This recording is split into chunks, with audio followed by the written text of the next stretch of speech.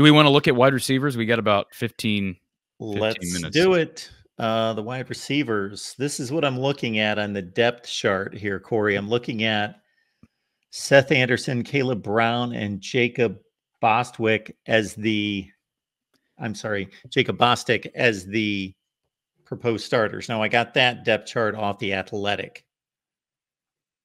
Wait, say that again. Which one of the three? The Athletic is posting starters being Seth Anderson, Caleb Brown, and Jacob Bostic. And maybe that happens. I'll give you a name here to start that I think people really should look for this spring, specifically on the 20th, and that's Jarrett Bowie. Heard good things. I've heard good things about him. His name came up the other day in a discussion I had with someone, and he is apparently having a really good spring, and he believes this is what you want in every player, right? Belief that you can compete and play and be a starter. He believes that he's got a shot at being maybe a first stringer for this team. So yeah, Caleb Brown, as talented as they come, had some problems with drops last year, but boy, I would hope, even though it's John Budmeyer, I mean, we can spend some time talking about that peculiar hire. I do think that's the disappointment of the offseason as it relates to decision-making, coaching decision-making. I don't think it's a Tim Lester hire. I think it's the John Budmeyer promotion. So even though John Budmeyer is coaching Caleb Brown, the sheer talent of Caleb Brown, upside, fluidity, and his route running, got really soft hands. Again, even though I know he struggled with drops, go back and see why he was rated so high coming out of high school. Hopefully he takes a big jump forward. Seth Anderson, I like Seth. He had a nice start to the year. In fact, last year against Utah State, week 1, has, I think, maybe the longest passing touchdown of the season. It probably was on play action from Cade McNamara. So, he's a guy with good speed, good physicality. Hopefully he can emerge and be an actual everyday starter, because he was not that last year. Now they lose Nico Ragaini, as you well know.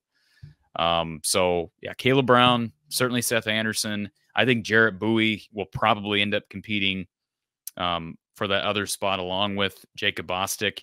And then, I mean, you have some young guys. Dayton Howard's a second-year kid who redshirted last year.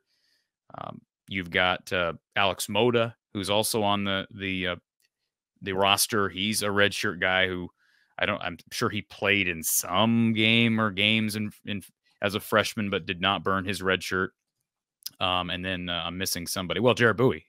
Jarrett Bowie's just in his second year, and this is his first spring. So, you always just kind of read between the lines of that. You got a kid like this who didn't even get a spring last year, and he's already maybe making some headway. That's a sign, right? And then hopefully you get Cade McNamara back healthy, or whoever the starter is in fall camp can build some solid chemistry. But that's obviously that position has been such a destitute, parched position for so long. We have these conversations every year about who the top guys could be, and every year they underperform. So the question is, will that ever change? I hope. The one hope, Mark, is that they have a different wide receivers coach, even though I don't love the hire. And the bigger hope is they have a different OC who has had good receivers in his systems in the past. That's positive. So, and unfortunately, the last time it changed, Corey, it changed for somebody else. It changed for Purdue. That's where it changed. What changed? One of these guys breaking out, becoming a big-time player. Well, yeah. I mean, 2 of these guys, bro. Let's not forget about Tyrone Tracy. Now, granted, he switched to a different position, but there's a skill set guys at wide receiver at Iowa, goes to Purdue and ends up having a really good year as a back. I mean, that's just the result of, I think, partly the result of system and fit. But yeah, I mean, as a whole, the offense needed a new leader. We don't need to rehash that. The only other guys that I guess I failed to mention, they do have a couple walk-ons who have seen some time. Reese Osgood's a guy who's been with the program here. I think this is year 3 for Reese. You've got Alec Wick, who's an experienced guy who has been on the depth chart at times when they've been really thin. And I'm missing some. Caden Weegan, he transferred in from Iowa Western a couple of years ago and has seen some action as a runner out of the backfield, actually, on some sweep action and whatnot. So maybe you get one of those guys involved. I still abide by the theory that their best chances of finding playmakers are off guys that were worthy of a scholarship out of high school. Not always the case, but I would venture to say that. I think Don Patterson would be ashamed of me that I can't say this with the definitivity. I think Kevin Casper was a walk-on coming out of high school, correct? Number 87, Kevin Casper. I remember him well. I don't know what his recruiting status was. There's another one to watch, Mark. Does Kyler Casper enter the portal in 2 weeks? I don't know where he's at on the Oregon depth chart. Has not really played at all here. It's his second, 2 years in. Will he enter the portal? That's possible. I'm just saying that. I have not heard anything about it, but that would be another one to look for because you got a new OC now. They lost to Oregon when Brian was there and Kelton Copeland was there. And now you got a new group. Kevin's still a huge Iowa fan, obviously. So, anyways, yes, Jason says Kevin was a walk-on. Yeah, and I don't think Kyle is going to be playing much at Oregon, from what I know. You don't think Kyler will? I don't think this season. I don't believe so. Well, there you go. I mean, guys, how long do you stick around? Now he's going to be playing in the Big Ten. So maybe a little bit of a systematic adjustment as it relates to style. A little bit. I think Oregon will be able to maintain what they do, but yeah, that's another one to watch.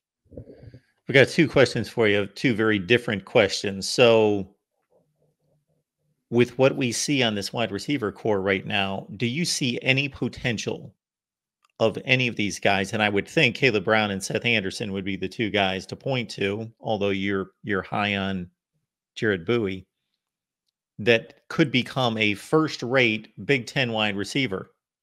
Have you seen enough? Anderson only caught 11 balls last year, and Caleb Brown caught like 20. Caleb Brown, you'd have to go Caleb Brown. If there's anybody with the potential to do that, and I base most of that on the fact that he was a high 4-star recruit out of high school. He's the highest rated recruit to ever come to Iowa. Ohio State wanted him. Like, those are the things that I point to. I've not seen him enough. I just hope he's taking a big jump because he really did struggle with drops last year. And he is really, really talented. He's really skilled. So he's as natural and as athletic of a player they've had at that position for a long time. So yeah, Seth Anderson, good bloodlines. His dad was an all-time receiver in the NFL, holds the record for single game receiving yards in the NFL. He was a really good wrestler in high school. He's a really good athlete. We were talking about Keenholz earlier. Seth Anderson was an excellent athlete, had opportunities at other Power 5 schools, so maybe he could emerge. Jared Bowie's dad played in the NFL. People don't know Jared Bowie. His dad was played at South Florida and then played for the Tampa Bay Buccaneers. I believe was a defensive lineman, I think. I'm going to look this up here.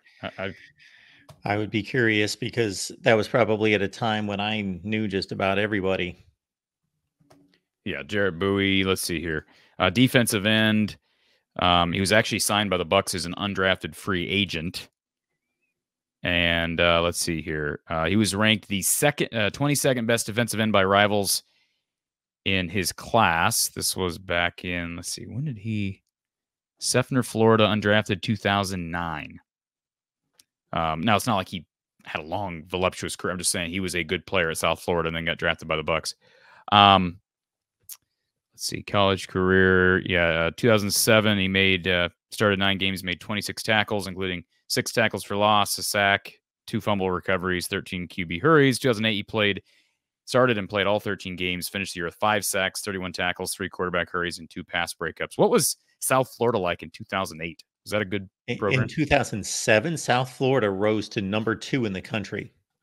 Oh, there you go. He was fairly late in the season. He was there's the reason why you have a guy who didn't fully emerge as a starter until his senior year, getting a chance in the NFL. I think he played most of his career in the CFL or, yeah, I think CFL and UFL. Okay. But yeah, my point is good bloodlines. So maybe Jarrett can be the guy. And you talk about physics. We keep talking about athletes. They've got good raw athletes there. Alex Mota was a receiver at Marion. really good track athlete. And Dayton Howard is a 6'5" wide receiver in a tight end's body. Yes, he didn't have any other offers coming out of high school, but really good baseball player, kind of emerged late down in Kansas City. So, like, yeah, they keep talking about these raw guys. It's just, do they have the personnel on this staff to tap as much potential out of these guys as possible? We'll find out.